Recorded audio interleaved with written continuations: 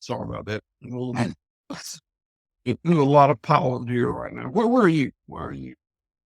Well, I'm in South Central Kansas, and yeah, there's a lot of pollen here too. So for those of you out there in podcast land, we're recording this like the last day of March, and we've got Eastern red cedars here, Will, and they all pollinate kind of on the same day all across the plains. It seems like, and you could just see this brown fog coming off of them. There's so much pollen. Um, but I used to live in Virginia Beach, so I remember waking up several mornings in a row and like everything outside was just green. The driveway was green. My car was green. Just Yeah, catching all the pollen off. yeah. Yeah, we have southern yellow pine here, and when they go, they get. All right. Well, everybody, if you haven't guessed so far, I'm talking with Will Harris today out of Bluffton, Georgia, and White Oak Pastures. So, Will, welcome to Ranching Reboot. It's an absolute honor and a pleasure to have you here, especially after you did somebody like Joe Rogan. Well, Brian, thank you for asking me. I appreciate your interest in what we do. Well, and I'm not sure how to get into it because, like, I mean, I think I have a pretty good understanding of what you do. So maybe you could just start off with some broad strokes of what your operation looks like for maybe the one or two people that might not have heard of you. The farm today is the main farm here. The home place is 3,200 acres, contiguous, was along Highway 27 in the coastal plain of southwest Georgia. It's about 4 miles along the road, and it's about a mile wide, but it comes and goes. Pasture raised 5 different red meat species on the farm: cows, hogs, sheep, goats, rabbits. And we hand butcher them on a USDA inspected slaughter plant built here. We pasture raise 5 poultry species: chickens, turkeys, geese, guineas, ducks, and we hand butcher them in a separate USDA inspected processing facility built here. We raise organic vegetables, honey, pastured eggs, and a number of other nitty bitty ancillary businesses that help us monetize the abundance that managing the farm gives us. We have a restaurant, an RV park, some cabins, a real out for tours. We got a general store, restaurant that serves 3 meals a day, 7 days a week. Founded another profit education I'll tell you about later if it comes up. There's a lot of moving parts here. We got 180 employees. We're the largest employer, Clay County, Georgia, which is one of the poorest counties in America. We're very proud of that community country. That's awesome. You know, what I don't think I've ever heard you speak about is what your operation looked like before all that. I guess maybe if you could turn back the clock and go back to your last conventional days and tell me what that was like. Yeah, that's a good question. So that time the farm was about 1,000 acres. It was all open land. Today, the 3,200, y'all, about 2,000, at least about that. We were a monocultural cattle operation, although I did have a confinement feedlot. I did raise some of the feed that I fed in the feedlot. We had about 600, maybe 700 mama cows and fed the calf. Uh, it was a very industrial operation. There's a lot of chemical fertilizer, a lot of pesticides, a lot of tillage. We fed a lot of, I fed chicken, as an ingredient to the cow, mixed with corn and molasses. The feedlot was fully confinement. The mama cows were on pasture, but it was pretty much continuous grazing kind of a deal. I had probably average about 3 employees. At minimum wage, the payroll was less than $1,000 a week. Today it's $100,000. About when was that? When the transition started in the mid-90s. I graduated from the University of Georgia in 1976. My dad had run the farm very industrially before me. So my great grandfather came in 1866.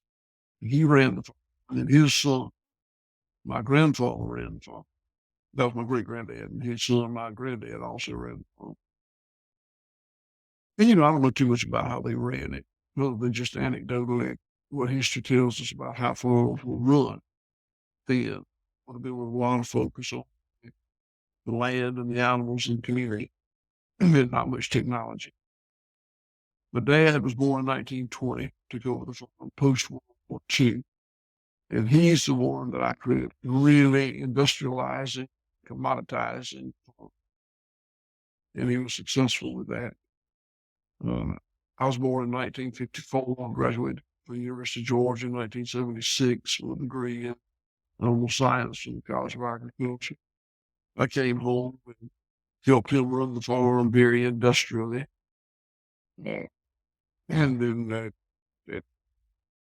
my dad had dementia, so there was never a clear time when he quit running the farm and I started. It was kind of transition. But by the mid-90s, I was absolutely running the farm. Before that, really, in the mid-90s, I started transitioning over to this model, and it was not rapid. It was a true transition. So what started to spark the change? What was the genesis of the idea to change? And I think that, in retrospect, animal welfare was kind of the canary in the coal mine for me. What I had always been raised to think of as good animal welfare started to not seem like good animal welfare.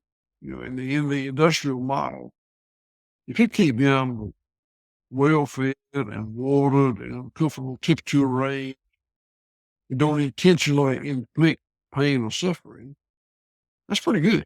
That's pretty good animal welfare. That's okay. You get all the boxes checked. But it was clear to me that we were not giving the animals the opportunity to express instinctive behavior.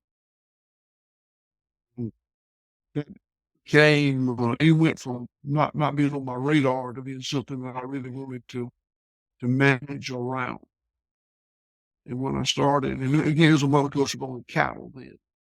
When I started moving the cattle more, not feeding them unnatural feedstuffs, not feeding them subtherapeutic antibiotics, not giving them a lot of hormonal implants, honest forms, those kinds of things.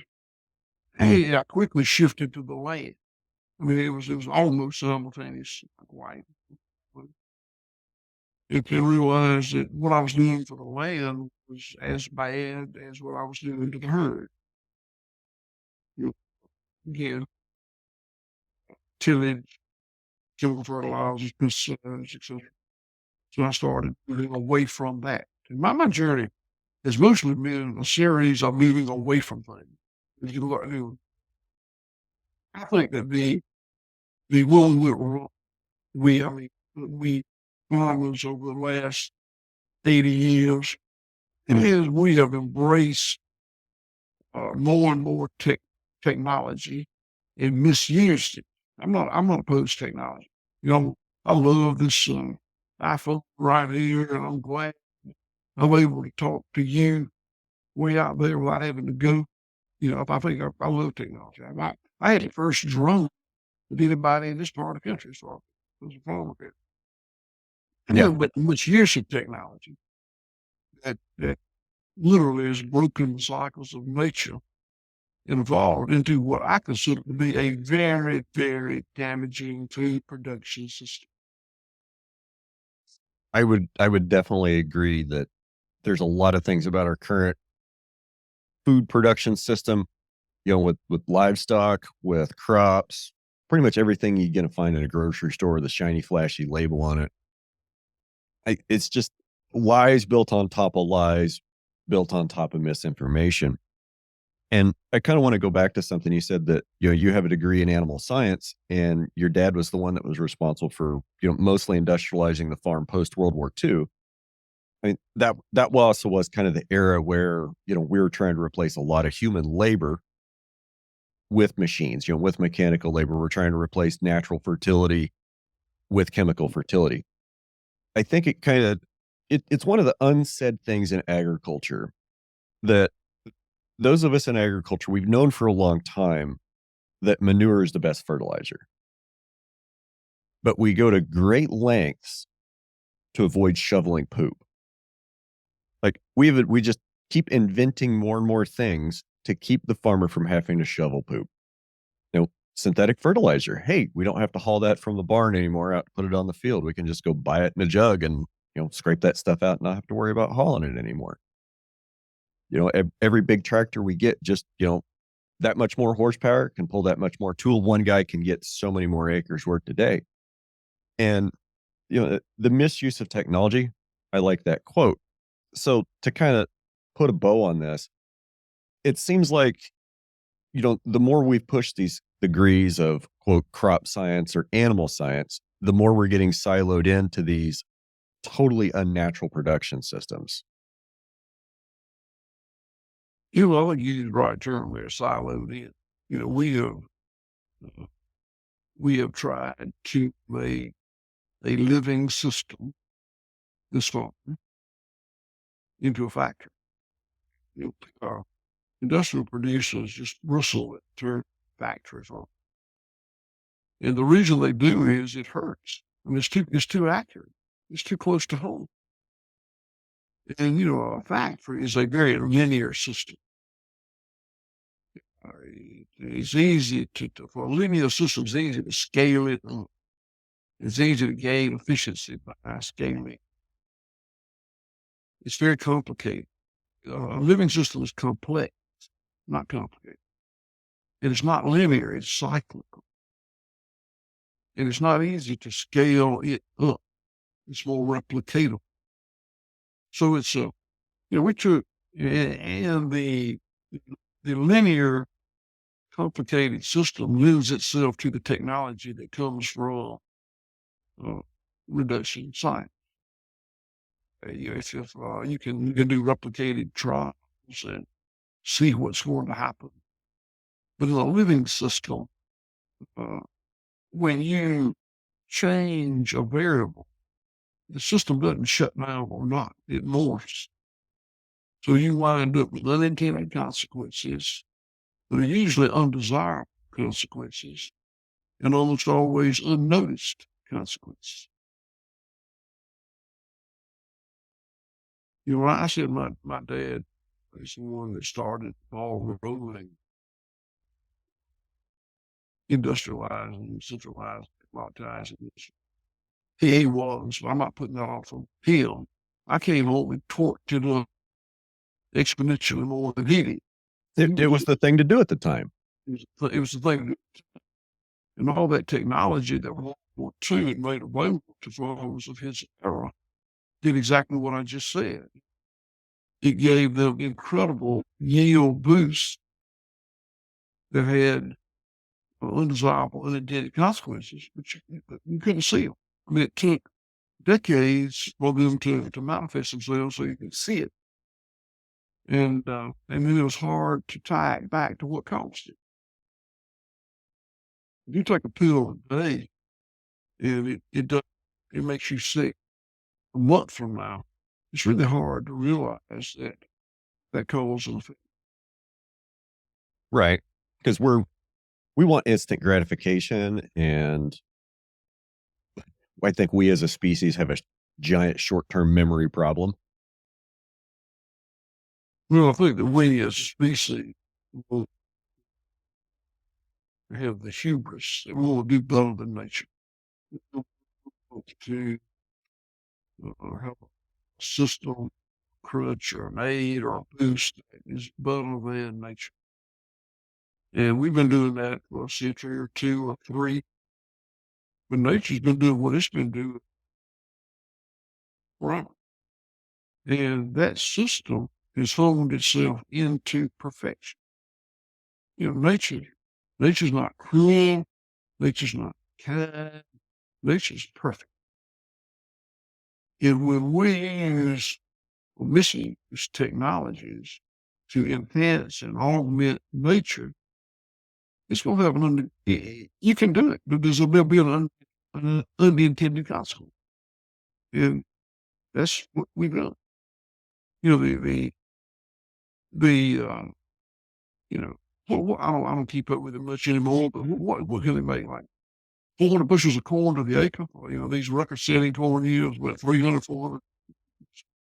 Um, I'm not a corn guy either, but I want to say that the current corn record is like 630 bushels, and that's Wow. all irrigated.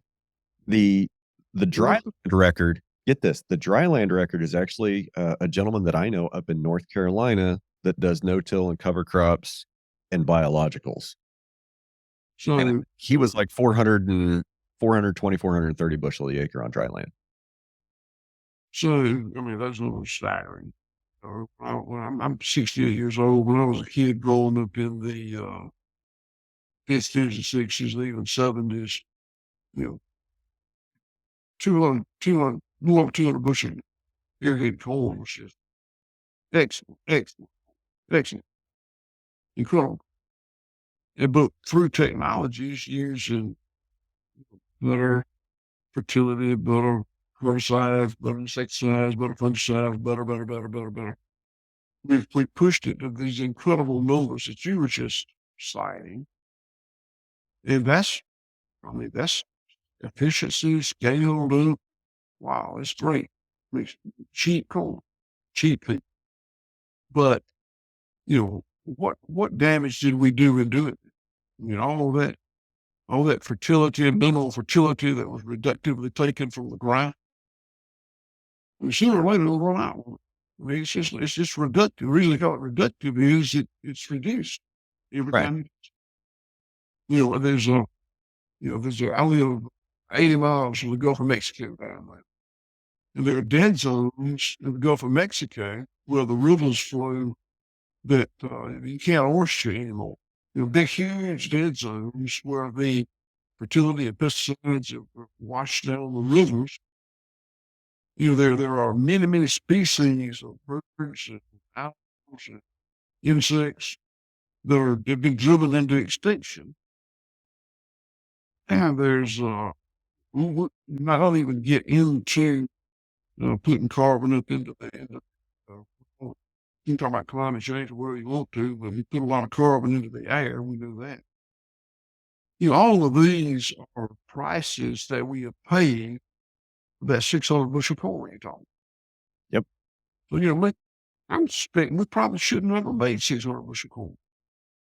Maybe that lower number that nature allowed us to make was what we all have been producing. We've not had those damaging unintended consequences. I think 600 bushel corn is bragging rights and a trophy. I don't know this for sure, but I'm pretty sure I remember somebody telling me that 600 bushel corn did not make money. Like didn't make money after he paid the input cost. And I'm sitting here thinking about, you're talking about Gulf dead zones, and what comes to mind immediately is America's number one export from agriculture. Got to be careful how you word that. America's number one export from agriculture is topsoil that we just let wash down the creeks and rivers. They carry fertilizer residue, pesticide, herbicide, fungicide residue, and that's what's causing all those dead zones in the Gulf. Now, I remember just after you were on Joe Rogan, something you talked about on there was the runoff off of your farm when it went to the creek and how clear it was versus a neighboring farm that was running off kind of like chocolate milk. And we've kind of been visiting about these huge yields, 600 bushel to the acre corn. That's great out east. I don't think anybody even kind of close to me has gotten near 300. But the point is, so okay, great, we can raise a lot of bushels of corn. That's a lot of tons of biomass per acre. But what we're not looking at is the topsoil loss. A farmer, we both make our living off soil and the things that grow in it. We just happen to use cattle to harvest that. You've got, hogs, sheep, chickens, goats, rabbits, turkeys. I didn't, you said it too fast and I couldn't write them all down. um, it cycling that grass, upcycling it into human edible protein. And, you showed the video. If there is soil leaving your farm, it's extremely minimal. If there's soil leaving my ranch, it's extremely minimal. But I drive around and, a horrible drought out here in the Western Plains. The wheat pastures are burning up. They're basically bare dirt. Everybody that's had corn and soybeans last year, of course, that's all been worked and it's all bare. And it has moisture infiltration of exactly 0. And when it does rain, those guys are going to lose something like 5 tons of topsoil per acre. I don't think there's a farmer in the country that would still be in business if he had to buy the soil that washed off his farm every year. Well, I agree. And that video that references the most compelling thing I have to make people manage their land different. I mean, it's just crystal clear. It's when my dog goes out a mic drop moment. When people see that, you don't have to say anything. That's defense risk. It's pretty nice to get, it'd be pretty nice to get like a 1-inch rain and to be able to go watch the creek and see what the creek does after a 1-inch rain. I don't know what it'd do right now. It'd probably come up and run clear, but normally, a 1-inch rain, this ranch will suck a 1-inch rain right out of the sky. And a creek won't even come up. I can tell you a little bit about that. So a 1-inch rain on Lake of land is a 27,000 gallon event. That's how much for 1 inch. And that's just arithmetic. I mean, you can calculate that. Beyond that, put on the organic model is what makes this little like spoon sort of absorb that rainfall. It's not it's like a brick. There was a brick like or sponge like.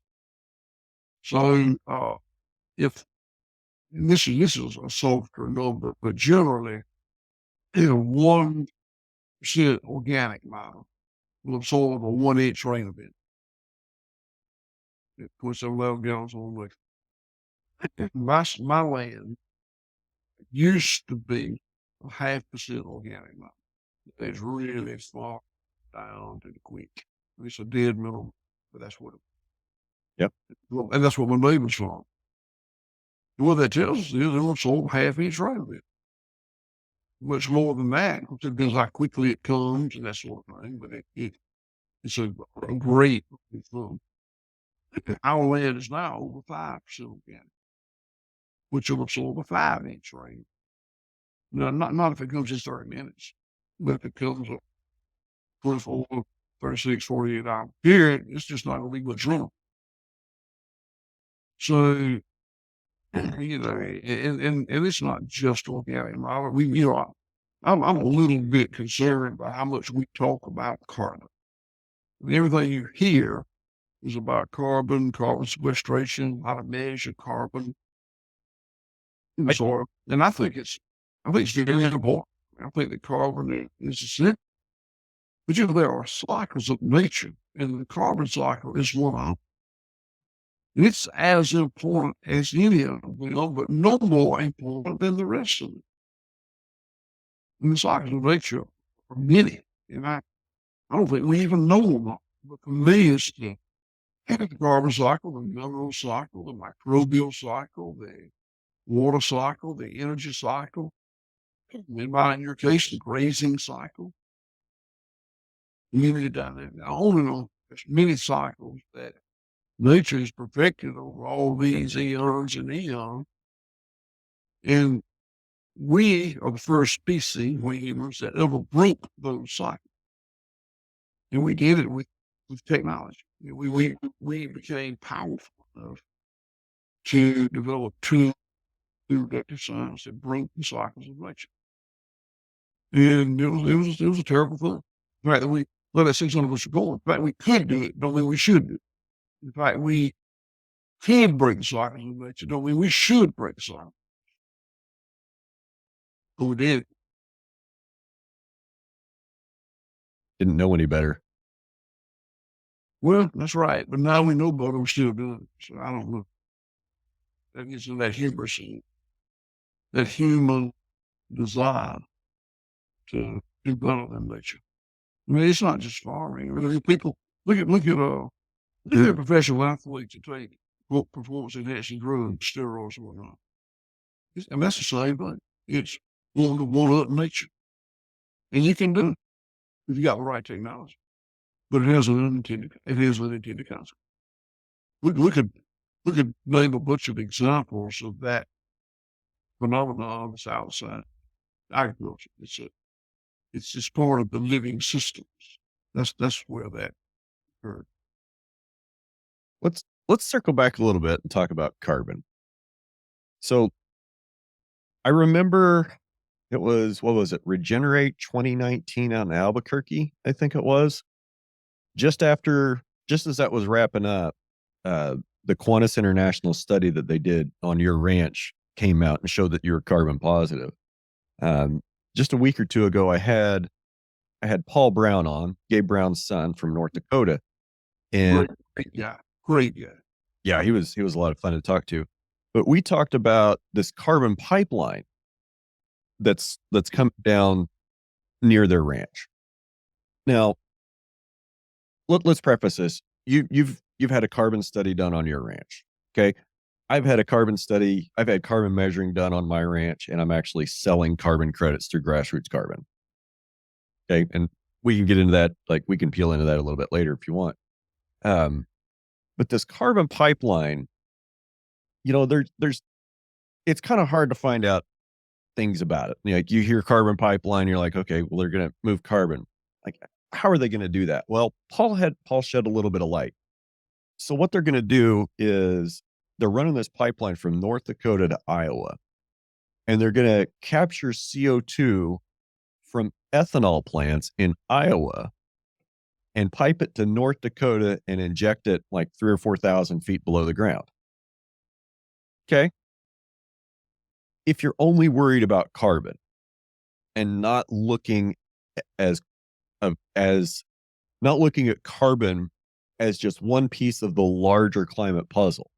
If you're just focusing on carbon, will we take emissions that would otherwise go into the sky and be able to put them back in the ground? Yes.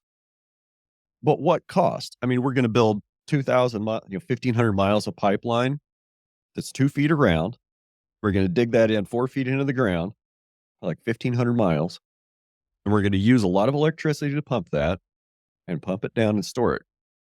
And not to mention like all the environmental things that come with ethanol. I mean, in order to make ethanol, you need some feedstock to do it, which means more tillage agriculture, probably more chemicals, more seeds, more fertilizers, more land degradation.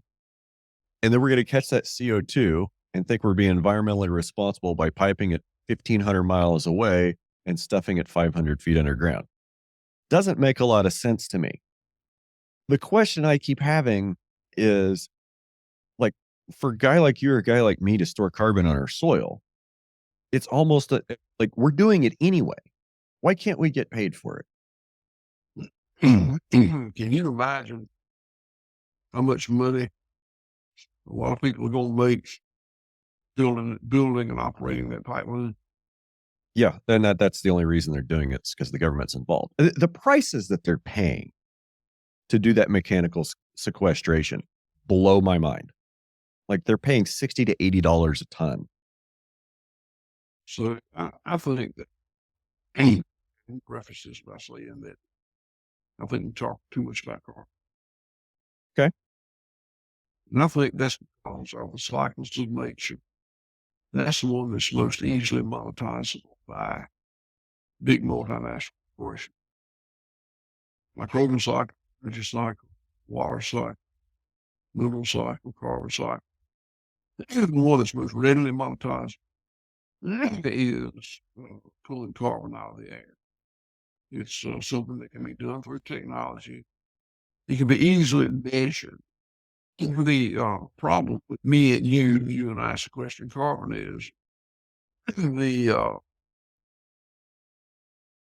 academics argue endlessly about how much we're sequestering, and nobody's going to get it exactly right. And I believe my scientific method is the right one, and yours is just, yeah, they argue endlessly. And so the place the carbon needs to be is in the soil where it can just be part of the living microbiome. But the part that's easy to measure and that people can make money on is this technological cooling from the atmosphere. And so I can pretty much tell you she'll prevail in that. It's not going to be. I mean, if guys like you or me get any of the oodles of money floating around, it'll be very small compared to the people that are using a technological solution, that are part of a big business, that has lobbyists, that has a trade organization, that owns a couple senators and a couple reps.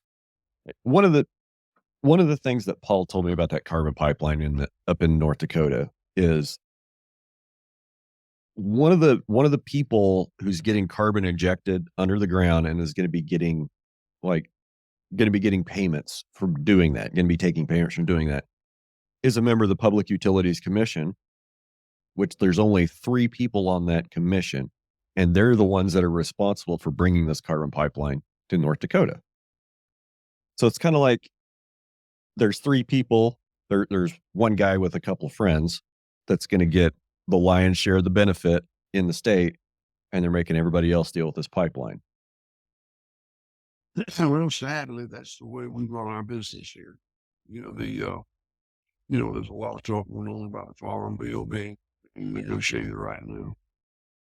I've been in D.C. enough to know how, and the farm bill will be written by the lobbyists, big ag, big tech, big. That's who's going to write it. Oh, really? And they're going to submit it to the aides from the senators and Congress. Yeah, that, the lobbyists prevail, be written as they want it. And that's not big. That's big. Ever since there got to be so much money in politics, the lobbyists representing big multinational corporations, most of the trade corporations, right, right, right. But Yeah, and guys like us, we don't have enough. We can't get together. We can't get enough independent producers together, independent regenerative producers together, and agree on it enough to put in enough money to hire a lobbyist to go to Washington to speak for us. if we did, we don't have enough money. Yeah. The big multinational corporations. And it's the same we talk about reform program because that's what we do. Defense is the same way. Pharmaceuticals is the same way. And, example, the carbon sequestration is the same way. And the people who are trying to save the world very, very, very frustrated by all this. And unfortunately, I'm trying to save white pastures, and I hope it's saved, and I'll do my part to help. But if you have an understanding of how this thing is done, you're probably going to not beat your head against that wall. And my contribution toward saving is, it may not be much, but it's doing what I can do. And that is that last year we founded a nonprofit, a 501c3 called Center for Agricultural Resilience. We call it CFAR, CFAR, Center for Agricultural Resilience. And we have a very young PhD that runs it, Dr.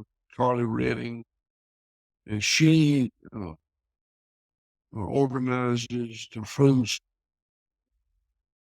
events here on farm about once a month to teach what we've learned over the past 25 or 30 years. And, we have people come, but people aren't just walking in here to be part of it. It's a nonprofit. We don't make money on it. We get paid. People watching and eating, but we don't, it's not a profit there. But still, they're not that many. There's not very, and I thought we'd be having at least once a month, twice a month by now, and barely do one a month. So it's, there's a certain lethargy on the part of the people.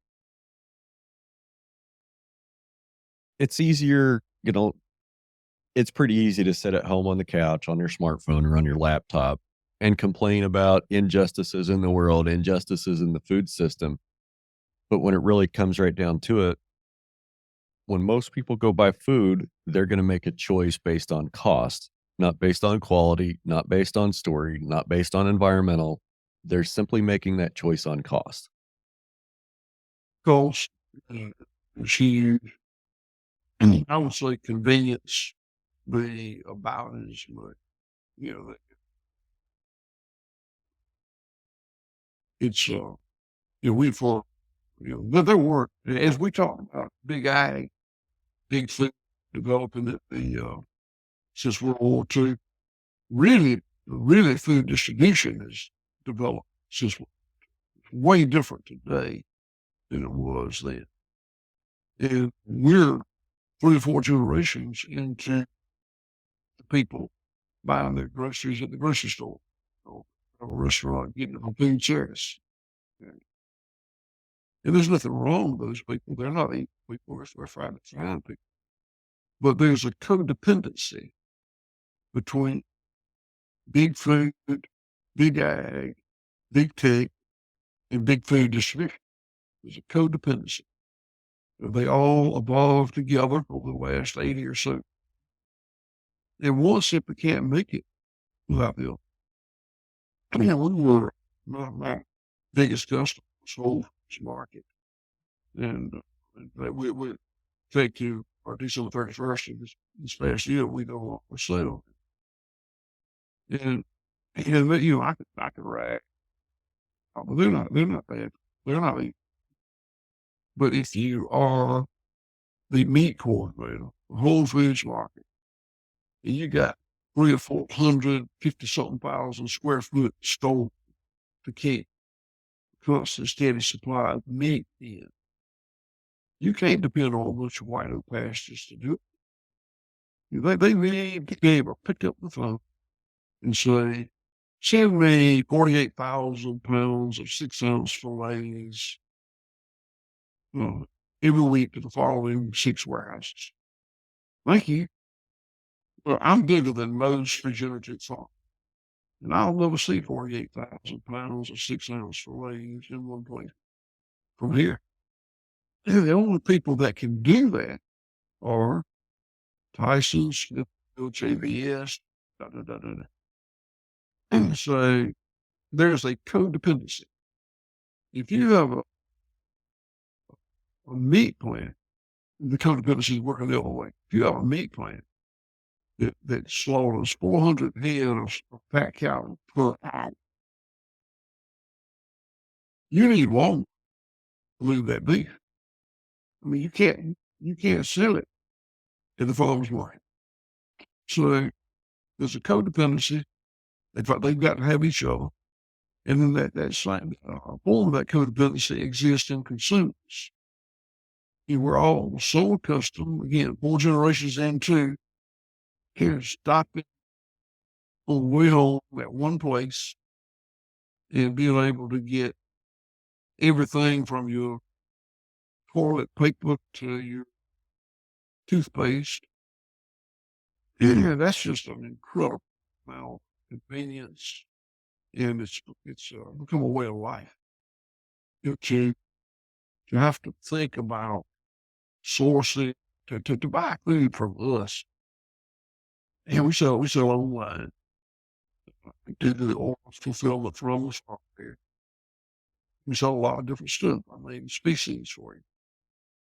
But for our customers, we got a lot of customers. I'm proud of them. I'm great. They have to plan. They have to get a freezer, and they have to think about what they're going to need over the next week or month, and they have to cook it. They got so it's not nearly as convenient. And I think the convenience is as important as price. Price is an issue. My beef lamb costs more than industrial beef. I think that other industries have shown that people pay a premium for something that's better. They you're not driving the cheapest vehicle you could possibly drive, or dressing in the cheapest clothes you could possibly find, or living in the cheapest house you could possibly live in. As a society, we've We like our things. we've it's become acceptable to pay more for something that's better. But I don't think we're willing to go to much trouble to get something that's better. Yeah, the way a lot of our food system is, it's not a far stretch to see something better. While you were speaking, I wrote down. I had kind of had this thought that the American consumer is in an abusive codependent relationship with the monopolies of the grocery store. Yeah. A lot of big words. I think I Well, our friend Mike Calicrate, he likes to always talk about monopolies and the power of monopoly, and that it's time for another revolution against the power of monopoly. And I hate to say it, the more I listen to the guy, the more I agree with him. The more you see how the monopoly power is. Okay, we've got 4 big meat packers in beef. How many do we have in pork? 4. What do we have in chicken? 6. I mean, seed companies, there's what, 3 or 4 of them. Chemical companies, there's 3 or 4 of them. Grocery store chains, it's getting to be where there's only 3 or 4 grocery store chains. Yeah, they might have all different names on them, but the Food Lion and the Food Lion and the Kroger are probably owned by the same guys. Mike, you mentioned Mike Calicrate. Mike Calicrate, so he's a friend of mine. He's one of the most insightful as I know. Mike, the things he's talking about today, I figure out in 2 or 3 years. So he's a guiding star for me. And what he has been talking about a while now is market access. And when he started talking about market access, I was in every single Whole Foods market from Miami, Florida. My product was in Whole Foods. Miami, Florida, to Princeton, New Jersey, to Cincinnati, Ohio. And he was talking about market access, and I really didn't understand. I didn't disagree with him. I just didn't know what he was talking about because I had market access. But as the multinational companies that were codependent upon grocery had gained availability of my kind of product, mostly imported, the availability, and they moved towards that dependency and away from me. And then I understood exactly what Mike meant. You weren't big enough. I was not big enough. Just all those people, they literally grew up together last 80. And they, I don't think we're going to see that change. Not much brings it back change other than pain. I mean, you can pretty much depend on pain to bring about change. And I think that if you're in a damaging system, which I think the production system is, eventually there'll be pain. Now, I'm pretty sure of all that. What I'm not smart enough to figure out is how that's going to look. How's that going to happen? How's that going to go down? And I don't know that. And I'm interested in what other people think, but I don't think anybody else knows either. I I don't have a clear idea. I feel like they're just trying to let us have a soft crash. And when I say they, like, okay, we're not going to like get into who they is, but like society general, like just the direction that we're going. I feel like the people in power want to continue to be in power as long as they possibly can. Like nobody gets the government and gets wealthy and powerful and is there for 10 years and is just like, you know what? I'm just going to quit and I'm going to go home and retire. Nobody does that. They get there, they enjoy the power, they enjoy the access, they enjoy the influence, and they want to stay. And we get career politicians that, they form these relationships. Just like all the, a lot of the retailers, they all went to school. They all know each other. All the politicians, these people have known each other since college. They've been making deals with each other since college. It's a club that we're not in. And if you want to get into it, that's great. I might like to hear a little bit more about Whole Foods and the GAP program and how that's kind of a bait and switch to some extent. No, I'll be glad to hear about that. But I want to comment on what you just said. I actually think I think it's even more insidious than that. I don't think that the relationship between big government and multinational corporations is because of college relationships or anything like that. Why we go time?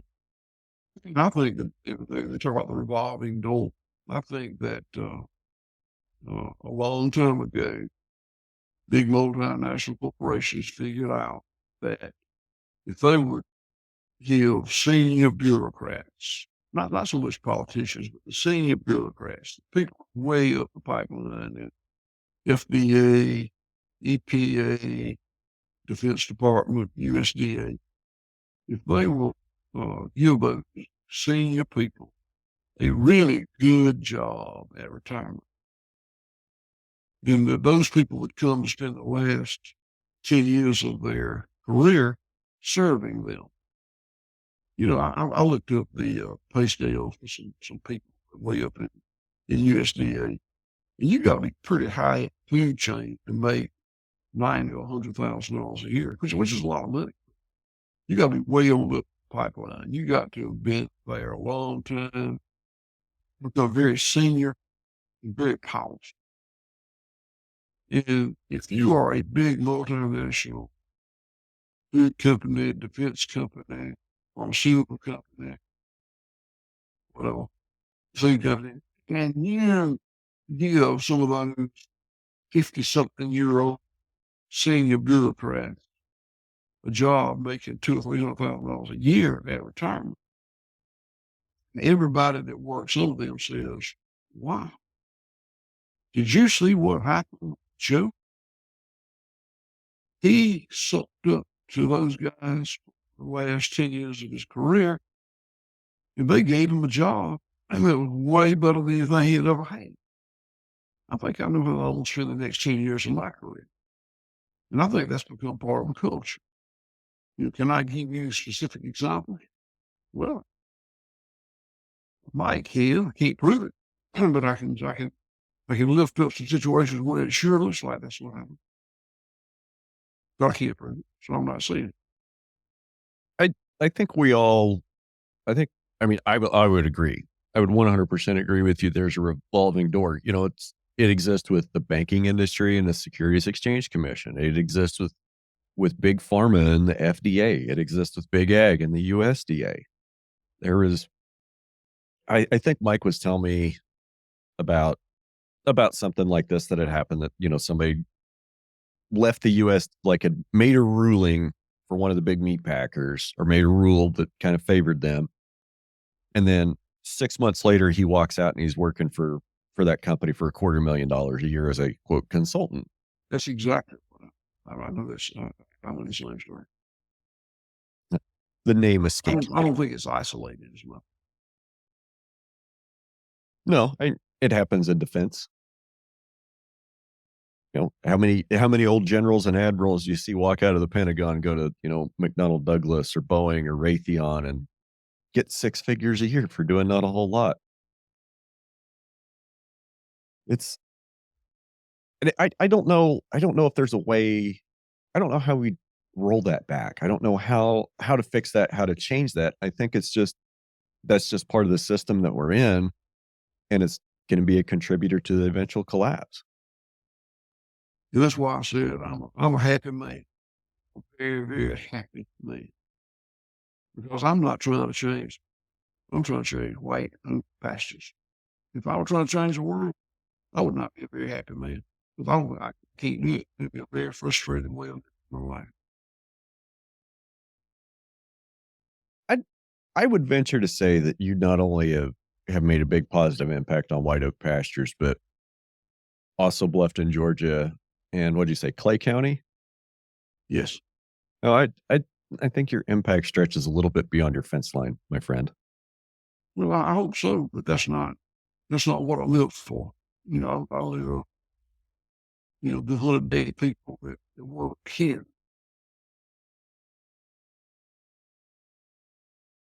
I hope there's benefit to other places. Matter of fact, we sold the book rights to White Oak Pastures to big publishing company, Random House Penguin Viking, and they hired a talented young write the book about White Oak Pastures, and she did. And she just finished it. I just got my electronic copy to read. It's called A Bold Return to Giving a Damn. A bold return to giving a damn. Bold return. And I hope, shit, nobody might read it but me and my wife. But I hope somebody else reads it, and I hope it helps. It's not going to change the world, but I hope it makes some tiny little contribution. I'll read it. When's it coming out? Either September or October. Okay. This fall. Well, I'll have to get a copy and read it before conference season in case I run into you again. Yeah. Well, I try not to go to them. I have to. Well, I think they're great. After a point, you pretty much met all the people and heard all the messages. I mean, there's a point there. I still like to go to a lot of them. I'm going to try to get to 1 or 2 every year, just to get off the ranch for a little while and go see some friends and do a little bit of networking. I get that, but I love what I do so much. I don't believe the older I get, and the more I get this place the way I want it, the stronger my sense of place becomes. And I'm still in good shape. I can travel. I can do things. I can do what I do. I'm not going as much because I'm 68 years old. I'm not going because I don't want to miss anything here. It's not that something bad will happen and they won't know what to do. That part's better than it's ever been. You got worked hard on succession, got a great staff here. I just literally don't want to miss anything. And something's happening here every hour of every day. I mean, I just don't want to miss it. I can respect that. We get a little more going on than just me with my grass and cows. So if we can, let's kind of cruise back to the mid 90s. And when you're taking over the farm, when you're starting to transition, like I'm still curious on that, how you went from 3 minimum wage employees to over 100. Well, I can explain that to you. And I hope in my explanation of it, it might help some people that are kind of making the transition. So here's that deal. So if you are a novice farmer, or if you are a experienced industrial, you want to start a local, regenerative, humane production system. You probably believe that what you got to do is just learn how to produce in the pasture or the field. You got to learn how to uh, start the cycles of nature or restart the cycles of nature and get a grow a product and then without using or misusing the technology. And that's kind of where you start. And so you start about the business of figuring that out. Do that by visiting other farms, maybe interning with other farms, maybe hiring a consultant, whatever you got to do to get that figured out. And then you think that when you get that figured out, you'll pretty much be where you need to be. It's like being at the bottom of a hill and looking up, and all you can see is that hill. You don't know there's another hill till you get to the top of that. So you spend the next few years, whatever it takes you, figuring out how to be a regenerative, local, humane producer. And then you produce a product. And then you realize that you got to monetize that product in a way that extracts the value out of it you put in it. And just haul it to the stockyard or haul it to the grain mill. You'll go broke. So, and consumers don't buy hogs and cows and sheep. They buy beef and pork and lamb. So you got to figure out that processing point. That's the next hill you got in front of you. And you think if you get to the top of that hill, pretty much going to be okay.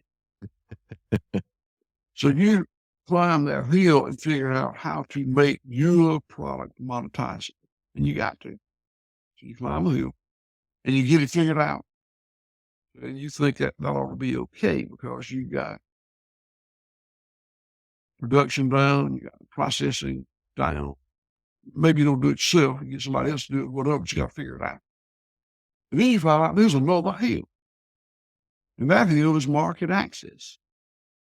Because probably people aren't going to consume what you produce where you produce it. You know, we produce it in places like Georgia and Alabama and Kansas and Missouri and Arkansas, Nebraska. And they consume it in those zip codes, the high disposable income. So that market access is hard. So that's your next thing. I made you sit through all that because you asked the question, how we go from 3 minimum wage employees to 180 employees and making $5 a week. And the answer is, every time you climb one of those hills, you what's this word? In-source something that previously was outsourced. That's not exactly the right word. You internalize things that had previously been externalized. That's the word. Okay. So all that internalization of services and functionalities and tasks and jobs is how we went from 3 to 180. You know, 25 years ago, my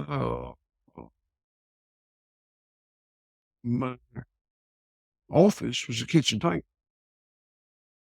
And now we just built an administration. It's not very big. It's not fancy. It's a metal building. But you asked me 25 years ago, 30 years ago, if I thought we'd ever have an office building. I said, we ain't even got an office.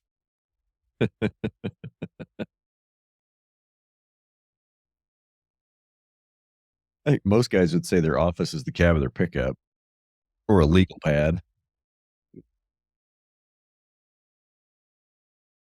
So it sounds like, you didn't talk about like adding a bunch of species, but I can definitely, I followed that. Like, okay, I've got cows. How do I get cows to market? Well, I need to build a slaughter plant. Well, now I need to build a grocery store. Now I need to build a shipping facility. Now I need to do all the value adds. Oh, we've got customers asking for hogs. We've got customers asking for sheep. Have to add those too. Is that kind of how it went? It is. The other species, what you said, plus the fact that we needed the other species. Every animal has an impact. It's different. Every species has an impact. It's different from the other species.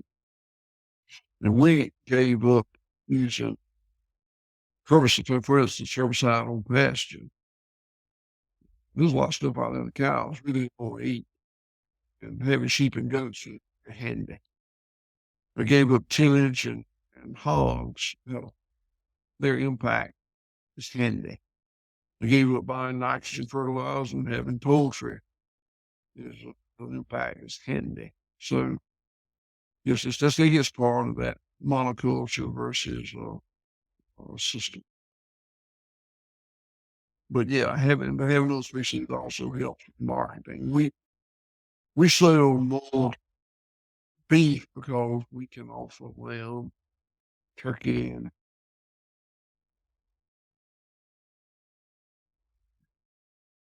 So you meant, we keep dancing around Whole Foods, and we're just going to kind of go around it again. Let's talk about shipping, because obviously, with that many cattle and that many different species in a small poor county, there's not enough, not enough consumers. The market access, population density, distance to people, whatever you want to call it.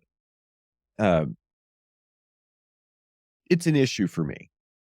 So where I am, within a 2-hour drive, I could barely cover 500,000 people within a 2-hour drive. So my access to market, it's going to saturate pretty quickly with other people doing what I'm doing. So how do you develop nationwide shipping channels that are cost effective?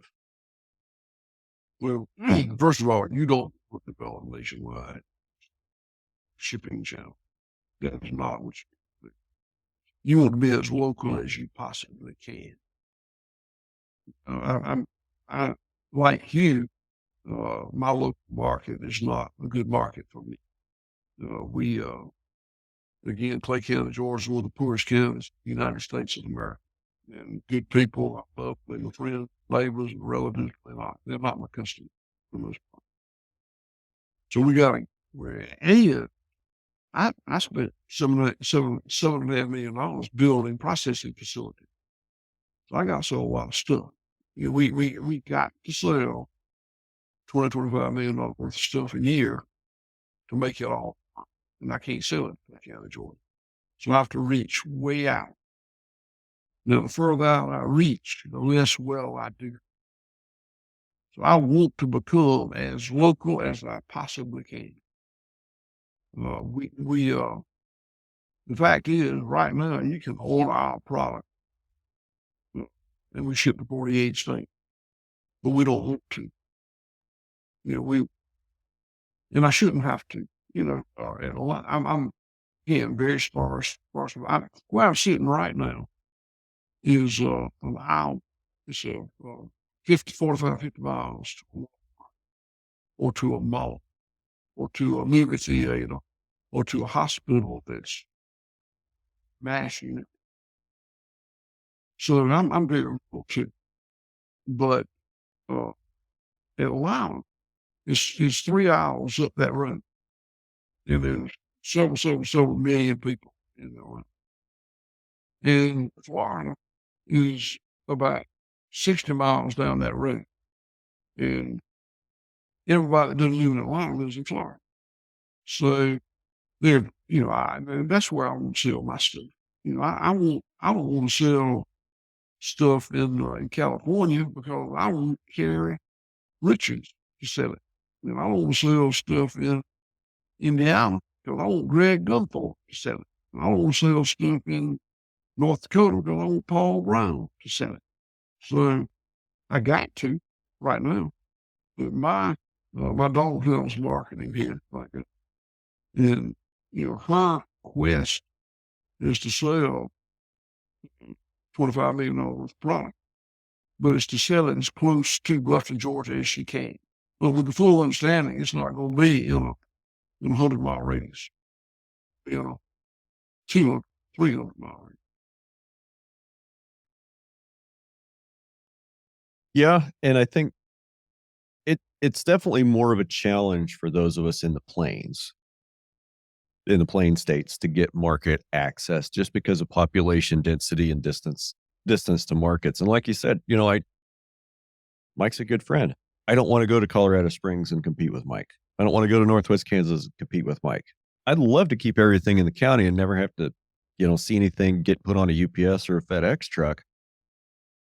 But the reality is, I think, in order to build customer base, we are going to have to ship. And I'm kind of curious as to why you say the farther away you have to ship, the worse you do. Is that because of loss, returns, or just cost of shipping? Oh, yeah. The lack of dependability of FedEx and UPS, the further you go, the risk you take. And, we make product good if it doesn't get there. Okay. How much dry ice you got to put, how much they charge you to and the fact that I'm cognizant, I don't want to be the guy that's keeping Paul Brown from doing well in Bismarck, North Carolina. Paul Brown do it. Yeah, and it's also hard, like from a sustainability or regenerative standpoint, to say, yeah, I'm a regenerative ranch, and we're low emissions this, and we catch carbon, soil organic matter that. But then you're going to put a 6-pound box of beef on a truck and send it halfway across the country. And there's that. It's something we have to work on as an industry, as a group, and I don't think anybody's going to come up with an individual solution. Well, that side of market access that's the hill we're climbing. So is this a good chance to talk about Whole Foods and market access? Yeah, I'm happy to. I'd also like to hear about the GAP program, how that's kind of a bait and switch. Well, we'll start with it. So I really don't, I really would not make a statement that it originated as a bait and switch. I didn't think so. When GAP was proposed, I thought it was a hell of a good idea. I mean, I thought it was great. And I went to the first GAP producer meeting they had. And I think I believe I was the first, certainly one of the first firms that was audited for GAP. And they at the presentation, they said, okay, here's the deal. We got these animal welfare standards 1 through 5. And 5 is really, really good animal welfare. That's really about as good as we can figure out how to do it. 1 is entry level. It's low hanging fruit. It produces you or if not focused on animal welfare a chance to tote in the water. Yeah, but the expectation is that they'll move from 1 to 2 to 3, be on the continuum. That they would not languish in that very low level of low hanging fruit. And I thought that was just a great idea. And I can remember thinking, yeah, that's good. That's really good. And I actually went to school to learn how to be an auditor. I never did it with it, but I went to learn how. Where I was at into the program. Well, I was one of the few that ever made step 5 plus. I reached that level, but I did. And I thought it was great. I thought it would be greenwashing. But what happened is it became a greenwashing too. Because I challenge you, if you go into Whole Foods right now and say, show me all you got 4 and 5 stuff, they won't have much to show you. If you say, show me your step 1 and 2, you'll have a lot. And so it went from big signs 1, 2, 3, 4, 5, 5 plus to, hey, it's GAP rated. It's all great. And, there have been facilities put in by big multinational meat companies to raise step 1 chicken or step 2 chicken. And then there's no intention of moving up the continuum because it's too expensive to pay the premiums to get the higher step. So, What would be the difference in premium from a Gap 1 product to a Gap 5, Gap 5 plus? that's kind of like how long is a stray. That's I don't know that I can answer that, but it's not much. I mean, they would not pay you much step 5 and step. So it seems like maybe there is a problem with lack of incentive to keep moving up the ladder and lack of consequence for not. That's true, and some of it probably falls on the back of the consumer. Uh, Whole Foods might tell you that they just weren't willing to pay much. I don't know that. I don't have that information. That might be what they would say. I can tell you this: it also manifested itself as being difficult for them to merchandise. If you run a Whole Foods store meat counter, I mean, you need to have a step 1 choice ribeye steak because that's what a lot of people are super focused on animal welfare. They go the cheapest good ribeye steak they can buy. So you'll step 1. Well, they can't have a step 1 and step 2 and step 3 and step 4 and step 5. That ties up too much of that valuable real estate that is the showcase. Right. You got 5 ribeye steaks, you got 5 times as much shrinkage, spoilage, and you're probably not going to sell any more steaks. So Probably sell less. From an efficiency perspective, you just gotta, it's just really, you just need help. And the only one you got is step 5, and step 5 is way more expensive. Then you're gonna lose a lot of sales. People that just want cheaper, good ribeye steak. So I think it was, while I thought it was a great idea in the moment, I was wrong. It wasn't a good idea. It was born dead. Did the customer just not understand it? And by that, I mean, and I'm not saying this is like to pick on anybody, but generally as a group of consumers, we're kind of dumb and we're kind of susceptible to manipulation. Was the GAP program and, the 5 levels of certification for GAP, was it just too complex for the customer to understand? I can't answer that. It may be certainly too complex for many customers to understand. Not too complex for everybody to understand. Here's what you got. Those guys, one of those meat counters for Whole Foods market, are not bad people. I mean, they're professional people with families and careers, and they're good folks. They're good. But they're charged with making money. Whole Foods is a stock company. Those guys at the executive level and the manager level at Whole Foods are charged with maximizing the return to their shareholders. Their job, it does not say move animal welfare forward at all costs. That ain't what it says. It says maximize the return to our shareholders. That's not even a choice they have. That's just part of being in management of a publicly traded company. Well, if they don't do it, they can get fired. They will get fired. Shareholders will fire them. And if they don't do it, people sell the stock. And the company will go out. And the company might have to sell to Amazon.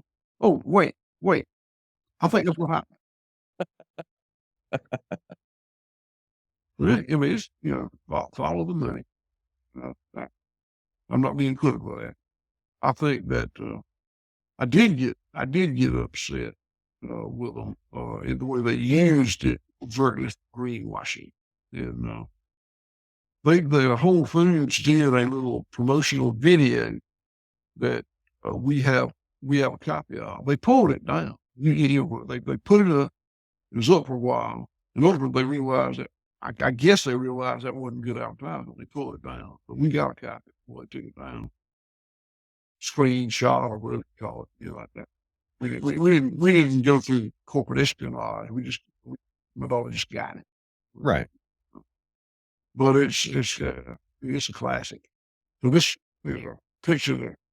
The video is this Whole Foods meat market manager standing behind the counter with his hands up there like they do. The customer walked up, and he was interacting with him. The customer said, "So what's this 5-step rating business?"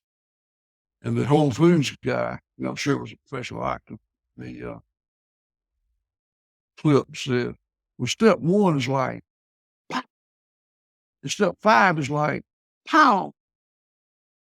Well, shit. And what he's saying is it's all good. And he had to say it's all good. Because he didn't have nothing but step 1. If he had said, if he had told the whole story in a meaningful way, and the customer said, "Oh, wow, I wouldn't eat that. I don't want that step 1. Give me a step 5. He didn't have it. So it became a greenwashing too. It became something that would help move high on the welfare product to something that would help move lower welfare product at the expense of the sale of higher welfare product. There's a term for that. It's called, we call it greenwashing, but it's called the halo effect. Okay. There's even a term for it. And Whole Foods, I think that most people agree that if they have exposure, they're better at it than anybody on the planet. That was smart. It's pretty easy to sell somebody what you think they want. No, okay, that thought didn't go anywhere. I'll finish it for you. I can't remember who it was, but one of the CEOs, founders of one of the big meat companies, it famously said, "Sell them what they want, deliver what you got." Okay. Okay. It's not a good moral lesson, but it sure built a big old meat company. I don't think you'll find very many good moral lessons among the meat companies today. Or in the era of Sinclair Lewis. Yeah. Yeah. So speaking of meat packing and value adds, um, I understand you added a leather tannery recently. Do I have that right? I did what? A leather tannery? No. Me and my employees have screwed up more hides trying to tan them than you can shake a stick. Okay. But we do have a leather shop. So, we use all of our hides. We kill about 120 cows a week. This number varies, but about 120 cows a week, 40 sheep, 50 hogs. That's on the red meat side. And we use all the hides. And some of the hides we send to some of the hides we send to a kind of, I'm not real proud of it, chrome tannery that I don't think is probably very good environmentally, but they make hair hides that people want for drugs. So we send some there. We send some to a really upscale tannery that's vegetable tan. And we have a leather shop that makes purses and wallets, and belts and dog collars. Those turn out well. They do a really good job. And then the rest of we make rawhide pet treats. We're very proud of that. We use everything that comes out of our slaughter plant. has organs. We used to, I hate this. We used to throw away a lot of good organs, like livers and hearts. We used to not enough market for. We throw away. Compost them. Why do you think the American And, public quit eating liver? today we sell all those organs, heart, liver, pancreas, whatever. We sell all of that. And they sell out testicles. I think the most expensive meat we sell per ounce is testicle. I think that's right. It's all the organs there. The other parts that we used to throw away, like tracheas, penises, esophaguses, noses, tails, we made pet cheese, dehydrated pet cheese, pet treats, we call it. Our plants generate about 9 tons a day of what USDA calls packing plant waste. That's the feathers, the viscera, gut fill, the bones that aren't marketable as sheep bones, the heads from, and we compost that and put it back on the land. When I say 9 tons a day, that sounds like a lot. It is a lot, Yeah. but it's so much moisture. I mean, an actual dry amount. I don't know what it is. Probably 7 to 80% moisture. So when you get the dry amount of basis, it's not there. But we compost it and spread it back on the land. Well, I mean, 9 tons of waste. I mean, you're running 120 cows, 40 sheep, and 50 hogs just on the red meat side every week, not counting what comes out of the poultry plant. Yeah, for sure. I mean, I could definitely see 9 tons. Like you said that, and I'm thinking, holy crap. Yeah, that's a reasonable volume. Holy crap, that's a lot. That's a lot to deal with. If you can't see it, come out here, I'll show it to you. Oh, wow. So how challenging was it to find? You talked about the leather chrome tannery. It's not a great process, and I don't know a whole lot about leather tanning, to be honest with you. I know that the leather industry, like a lot of the leather tanneries in the US, have closed. That now almost all that work has gone, to China or to Southeast Asia. Like you go out to Dodge City or Garden City, when they peel them, they throw that hide in a 40-foot container that goes to the West Coast and gets on a ship and goes to China. Why is that? I think because it's the same reason that a lot of other quote dirty manufacturing got outsourced. It's because the company that was doing it, it was too expensive to comply with the environmental regulations here, or too expensive to pay the labor here. So they moved somewhere with easier environmental regulations and cheaper labor. Yeah, I think I think I'm a little business. I think it's pretty environmentally nasty. To be honest, I've never been to the clothes tanning plant that we use, but some of my people have. I've never been to the vegetable tanning plant that some of my people have. But the feedback from the ones that went to the vegetable plant is just a lovely place. It's nice. It's kind of like the chicken. Anyway, you went briefly so a plant of some sort. And the vegetable plant is something that I believe we would not mind having on our farm. I just don't have the capital to do all these things, but I would like to do. That's interesting. I've always heard that tanning and leather making is a pretty, like, at least quote modern, is a nasty, stinky process with some pretty ugly chemicals. But there's a vegetable process, and I know that there's also the ancestral brain tanning process that's probably pretty similar to the vegetable tan. Yeah, we try a lot of that. It's a skill set. I mean, you don't just figure that out from 2 years. And I imagine that's one thing that, like you said, you probably have to screw up a few before you get one right. We showed up a few and didn't get one right. I screw up a lot of stuff and I don't get much right. I know exactly how that feels. So how how would somebody start to replicate the white oak pastures model somewhere else? Well, I would guard against trying to replicate any model. I think that because every ecosystem is so different and every economy you sell into is so different that to have a guiding light, you're going to emulate a healthy state. See that.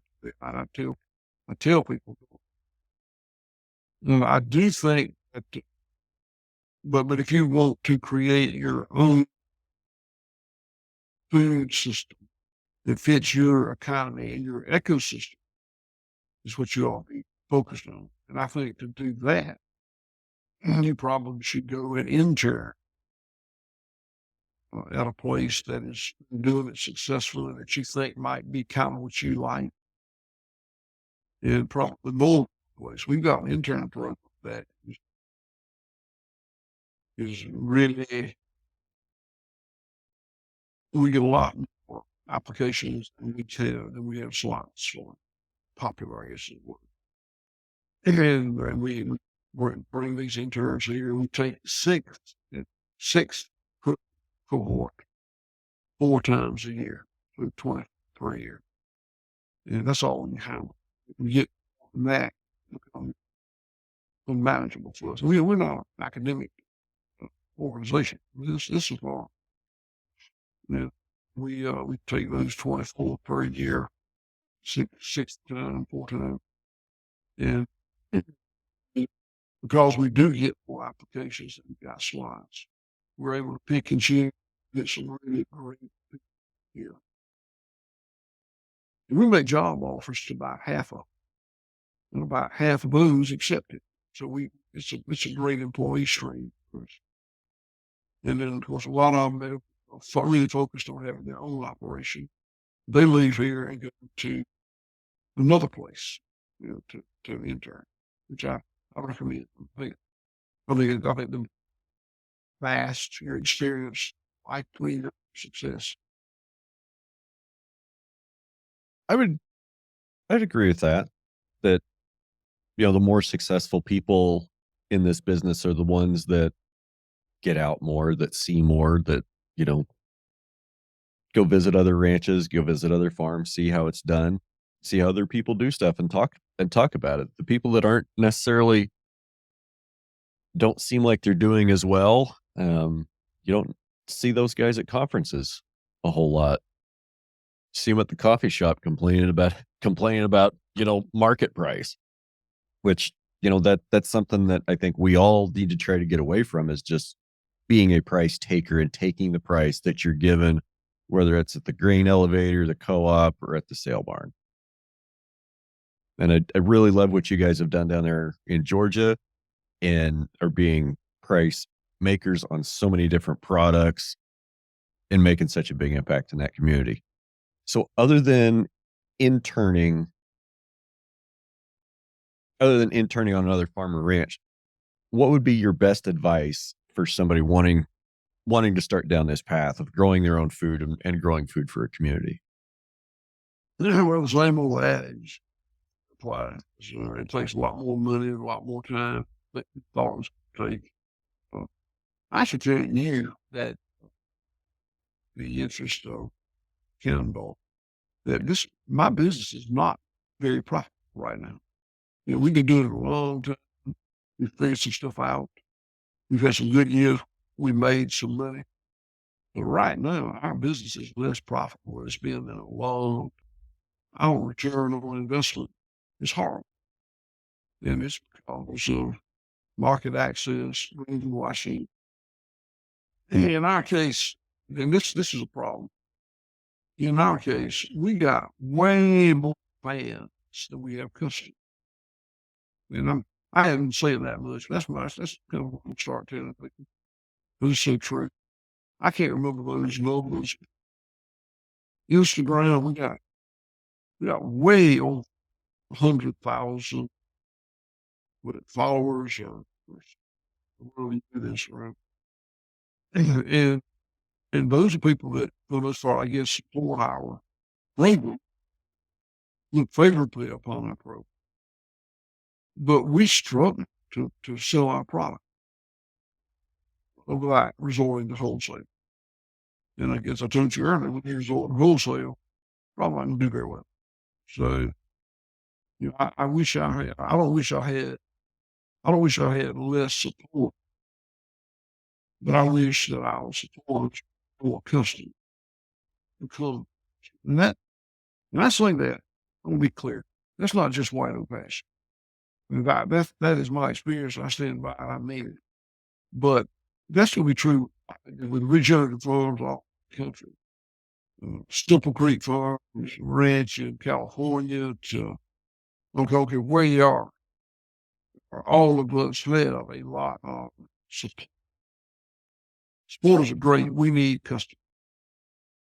So that there, if there's a message, that's the message. Is if the Wimble Bears or the robot, man, Lord Wright of Kentucky, he wrote the Unsettling of America. He said something to the effect, I'll butcher this quote, or something to the effect that consumers vote for how they want the world to be with their food dollar, or vote with their food dollar policy. And I think we got a lot of people, good people, well-meaning people, that read what we write and listen to what we say, and they say, hell yeah. And then they stop by the Walmart or Costco, pick up some Smithfield or Tyson, JBS meat and grill it. There's a disconnect there. Yeah. Hell of a disconnect. Yeah. And part of me, you can't help but wonder why. How do we turn our fans into customers? How do we turn our cheerleaders into customers? How do we get those people to actually open their wallets and give us money instead of giving it to JBS, Smithfield, Tyson, Cargill, Marfrig, Producer's Pride, whatever. How do we get that? And it's I think you do what I just did. Say it out loud. Let them look at them know what they're going to do. And I think that these people don't feel like they're hypocrites. Support regenerative ag, but buy from industrial ag. I don't think they feel that hypocrisy or that disconnect. I think that they support us because they appreciate the message and it resonates with them. They buy from multinational corporations because you go right by it on the way to work. It's there. It's cheap. It's easy. It's consistent. There's the feeling, I think, among people that if it's in Costco or Walmart, it's fine. It's fine. It wouldn't be in there if it wasn't. My mother's generation believed that whatever the doctor said is what you damn well need to do. He told Junior to take that handful of pills 3 times a day, and that's what you did. And because that was the mindset, it was wrong. But that was what she was conditioned to believe. That generation was conditioned to believe. Today, there's a little bit more question in enlightened people. And I think that even among the people of my daughter's generation, certainly widespread my daughter's even, that it would not be in that Costco if it wasn't fine. There's nothing wrong with anything in Costco. Those people wouldn't have it there. And that's not true. Those people are not vetting your product. You can buy Little Debbie by the pallet at Costco, so that argument is moot. So that's part of the disconnect.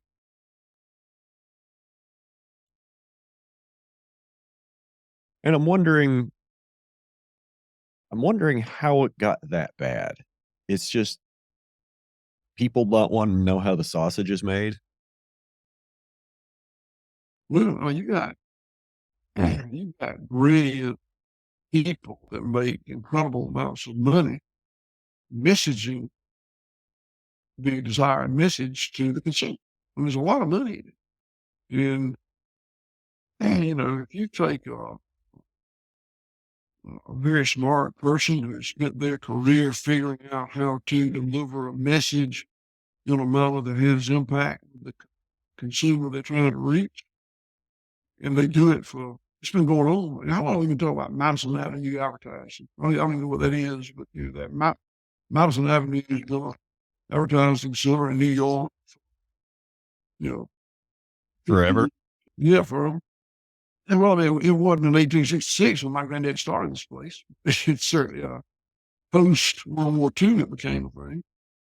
And that's all right. I mean, you can get very advanced degrees in advertising and marketing, and you get good at it. You make a lot of money doing it. And that manifestation of that is smart people thinking that anything that's made by, you know, PepsiCo, Unilever, it's fine. Anything that's sold in Walmart and Costco, it's fine. It may not be fine. We've You been know, tricked. look We've been tricked with flashy labels. look at what Big Tobacco did with cigarettes. Big Tobacco. I'm old enough to remember that in the '60s, Big Tobacco already knew that cigarettes were not good, but they were still having printing advertising say more doctors smoke Winston than any other cigarette.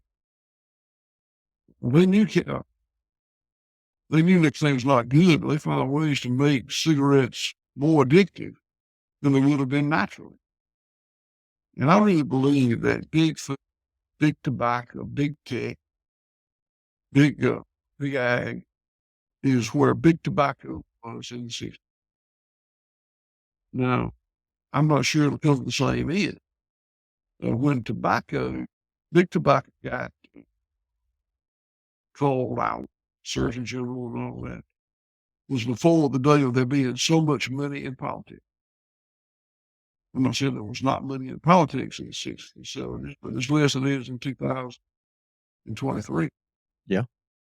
So if you're a big food, big tech, and you got all that money, you got all those lobbyists controlling all those politicians, I don't know how that ends. Previously, it was ended because the Surgeon General and those people responsible for the health of the country said called it out. I don't know if that's going to happen this time. I don't know that. I mean, I definitely see the problem with, how, we've kind of been talking about it, that the government is now more of an oligarchy, that it's, nepotism. It's, hey, you're my friend. You did this for me while you're in government. We'll give you this sweet job. It's still the same thing. We can't have reform. Like the people aren't going to vote against, they're not going to make policies that are going to harm their shareholdings. And I think that's a lot of the problem is, we have congressmen and senators that hold investments in defense firms, in big ag firms, biotech firms, whatever. Why are most of the people in the Senate Ag Committee invested in big meat packers, pharmaceuticals, and seed companies? Why are they on the Ag Committee if they have those investments?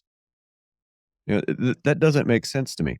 So getting reform since there's so much money in politics, I don't think that this is a system that this is a thing that can be fixed with reform.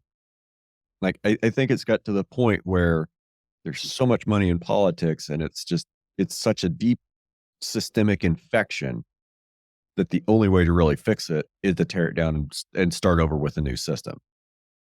Well, and that gets back into what I said about you fellows trying to fix it.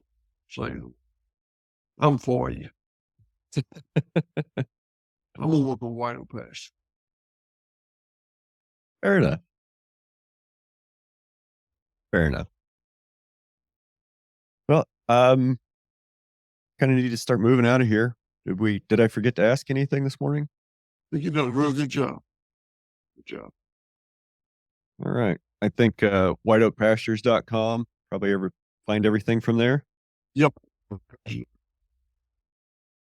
Facebook's White Oak Pastures, Instagram.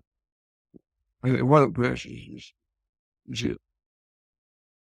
All right. Any other things you want to make sure I get in the show notes? I think you did a good job. All right. Okay, cover a lot of stuff. Well, I appreciate your time this morning, Will, and I really thank you for your time. I enjoy it, brother. Good to meet you. I enjoyed it too, and hopefully we'll get to see you one of these days at one of your rare conference appearances. Come to Bluffton. Let me show you what we do. I might have to get out there. I've heard that it rains in Georgia. Is that true? We do get right. We get about 52 inches a year. I haven't had 52 inches in 4 years. And the good news is, for the most part, it comes fairly evenly through the year. We don't have monsoon and dry season. Some months are dry than others, and sometimes they're further apart than I want. But it's because we got a very sandy soil, it doesn't hold water very well. So we damn well better get a lot of rain. We've had less than 2 inches for the entire month of March, and it's probably less than an inch and a half for March. And it's been over 180 days since we had a rain of more than 3/4 of an inch. I wouldn't know how. And that's in Nebraska, you said? South central Kansas. I'm about 20 miles from Oklahoma. Yes. So, I need to go, but I enjoy being on the show. all right. Well, I appreciate it. And those of you out there on podcast land, have a great week. Let me know when you put this on. I will. Will do, sir.